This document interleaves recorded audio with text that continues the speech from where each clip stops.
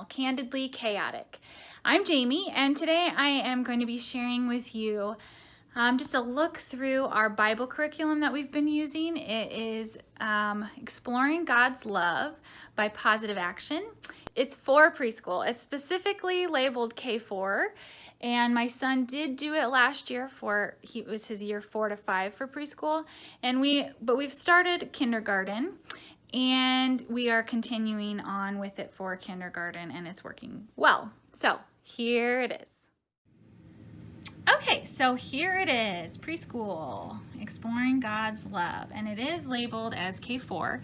But my son, he's 5.5 and he's still enjoying it. We did start it when he was 4, however.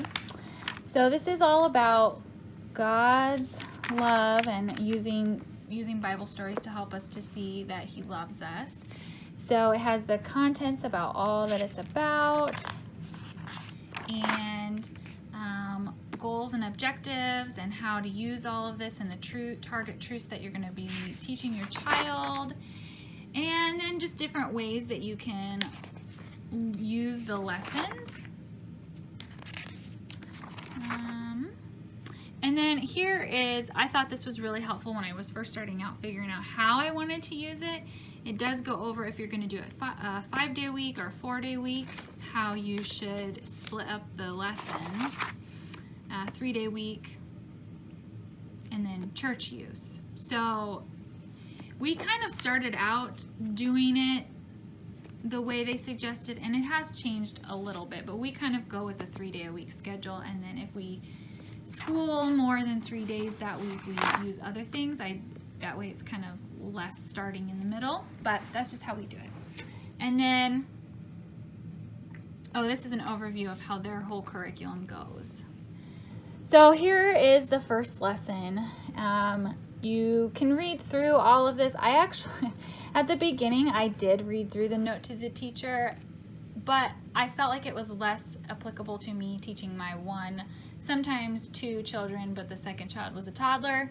But I do go over the vocabulary with my son to make sure he knows what we're talking about. And then I, for the most part, jump right into the story, which, it's clearly labeled a story. But there is all of this here that you can use if you want to. And then I'm sorry about the shadow. I thought I moved so there wasn't. I do like these. They are like scattered throughout the numbers so that way you know when to use them. And we do those a lot of times. And then the review questions, I do usually ask my son those questions at the end of each story to make sure he was paying attention or understanding, or he doesn't have any questions at the end. And so then each, each lesson has 3 Bible stories in it. So we just do 1 a day. But after you're done with all of that, then you come over here and there is a correlating page to do. So this was with his lesson 1 with creation, and it tells you how to do it and what they're looking for. Sometimes there's cutting and pasting, which my son always loves. So they want you to color a lot. He doesn't always love coloring. Kind of depends. But there's a lot of different things in here, like drawing how this would make you feel. My son made that an alien, but he was a happy alien. So it does have a couple other things, not, sometimes they're tracing numbers or whatever too, so I like that extra practice in there. So this is what some of those, there's a maze, numbering the sequence. So yeah, there's just a whole bunch of different things. And then here in the back, if there's anything that's cut and paste, this is what you cut out of. And then a couple times we came across, they have some extra at the, at the back of some of them. Of course, now I'm not going to be able to find it. I should have marked it, sorry. Here we go. At the back of some of the lessons, they have pages. Sometimes these are extra pages, and sometimes instead of doing something in the student workbook, it's this page. It just kind of depends. And then there are Bible verses to memorize every week. I actually, because it's at the back here, the scripture memory, and it talks about the scripture and goes into depth about it, and then you memorize it that week. And I actually went ahead and made a list for each week, and rather than having to reference to that specific page each week. So that is the curriculum that we've been using for his last year of preschool, and we will continue it on for kindergarten.